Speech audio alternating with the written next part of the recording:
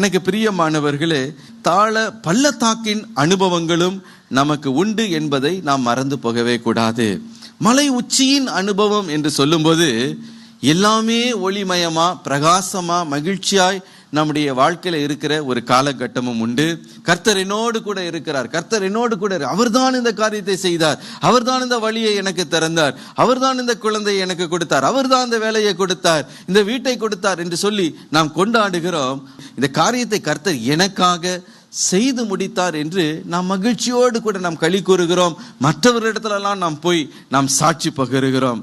அவர் மலையின் உச்சியில் மாத்திரம் உன்னோடு கூட இருக்கிற தேவன் அல்ல, நீ தாழ இருளின் பள்ளத்தாக்கின் ஊடாய் நீ கடந்து செல்லும் பொழுது, நீ உபத்திரவங்களின் பாதையில செல்லும் பொழுது, பாடுகளின் பாதையில செல்லும் பொழுதும் அவர் உன்னோடு கூட அவர் இருக்கிறார். ஹல்லேலூயா.